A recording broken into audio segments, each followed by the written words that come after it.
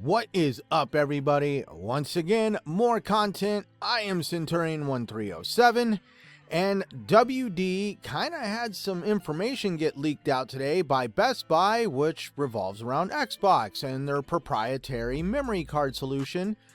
Now, I have to at least say that I was not the biggest fan of the whole idea of going back to like the PS2 era, the original Xbox era, and bringing back the concept of memory cards. We all remember how fun those were.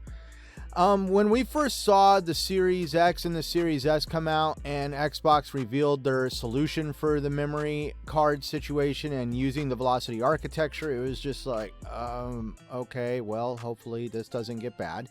And then the prices came out for those cards, and they were definitely mouth-wateringly expensive.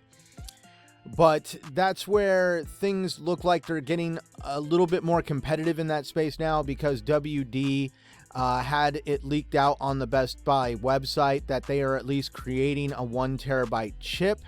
And it appears that that 1 terabyte chip is going to be MSRP'd at $179.99.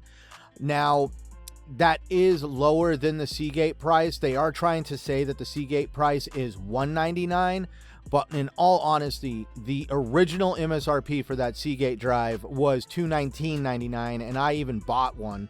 So yes, it is good to see that that card is going to come out at a cheaper price through a competitor, which is going to help hopefully make it to where these prices come down now at this point, going into the future. But we are also hearing a lot of people talking about it's about damn time, it's taken too long for this to happen. Yes, it's been 2 years since the Seagate chip was put on the market. I wish a different version of the chip would have been more readily available a lot sooner, but there's nothing we can do about that. I'm curious on maybe if Seagate had a contract with Microsoft and, you know, maybe it was just a bad move on Microsoft giving that contract to Seagate, but that's open for discussion. But the big thing that we really need to compare is everybody's talking about the costs of these chips and how they are so much cheaper on the PlayStation side. Well, the PlayStation side happens to be a actual NVMe chip that you have to put on the board. You got to tear the console open and put it on the board. And for some reason, they're comparing that a little bit more economically priced chip to the one that the Xbox uses, which is a chip that has been put in an express card, and you are now able to put it into your console, hot swap them even while the machine is on.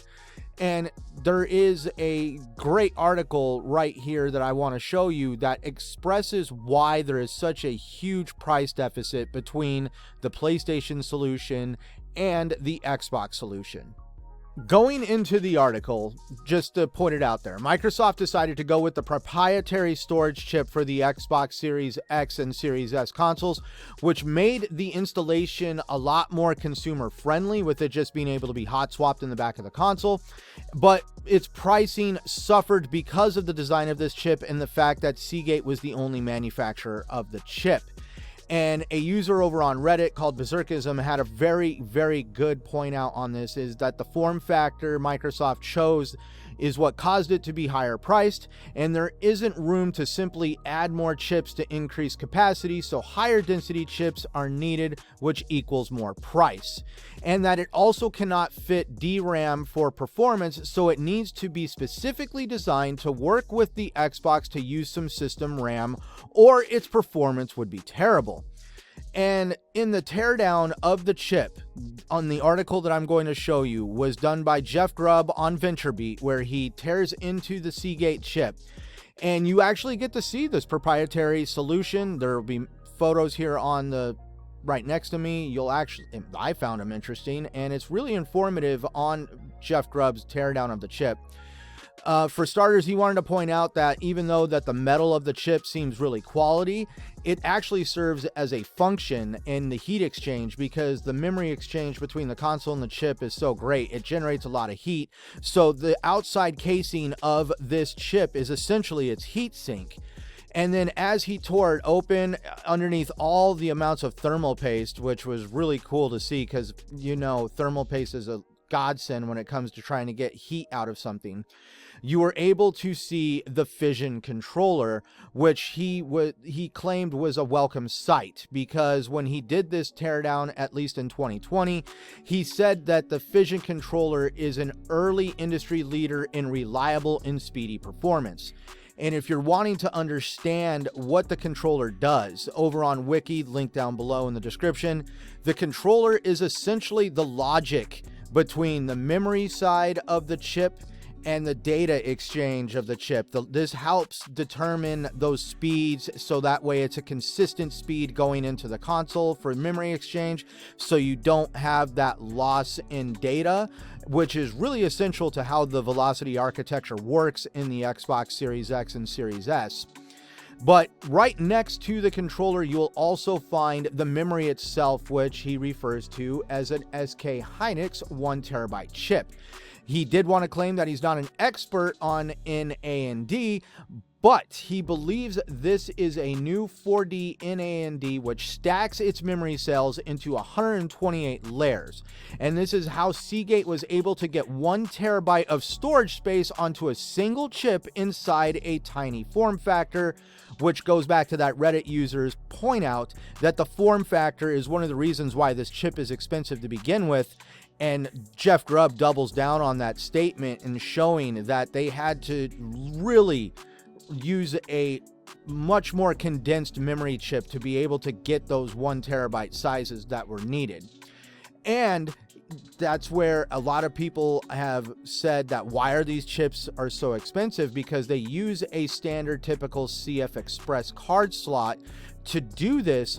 But that's where the Express slot is pretty much the end of the similarities between normal everyday NVMEs and this NVMe, because when you really look at what the memory chip with the controller, it turns into a total different situation, which he says in his article. After this teardown, the price of the 1 terabyte Seagate expansion card seems fair. The SK Hynix is selling a 1 terabyte NVMe SSD, which read and writes up to 35 to 3200 megabits per second for $135, that uses its 128 layer NAND. But that's in a much larger form factor, PCIe 3.0 NVMe. So it's likely using two 500 gigabit chips, and it is definitely isn't using the PCIe 4.0 Fission controller. The Seagate's $220 price makes sense when you factor in the increased performance and what is likely a custom implementation of the CF Express. So for those who want to say that this is your everyday run-of-the-mill NVMe Express card, it is not. And now we are able to finally see that those patents or whatever that Seagate has going on over there between Microsoft are finally running out, and now we are going to see some real competition for these products arrive on the market, which is going to benefit consumers. And the first one that's going to come out with these chips, it appears to be WD. Now, as I did say, that the leak came from bestbuy.com, and over on The Verge's article, which was dated April 2nd, 2023 at 6:05 a.m., that was when the article went up, and everybody's pointing out that this chip showed up on Best Buy's website. But by 6:30 p.m., that description was taken down. It does not exist on the Best Buy website at this point. So Microsoft has yet to officially announce this device. Even more, WD has only shown the 1 terabyte chip. We do not know about any other storage capacities like a 0.5 terabyte or a 2 terabyte like we've seen with the Seagate expansion cards. So please, as things unfold, feel free to stay tuned to this channel. Please like and subscribe, all that fun stuff that YouTube likes to see. And please keep your ears out for another video, because as soon as I find out more, if we're going to get different versions of these chips, I will definitely put it on this channel. I appreciate you all once again for tuning in. I am Centurion1307, and like always, I just have to say, Always play the games you love on the console or platform you prefer, no matter what anybody says.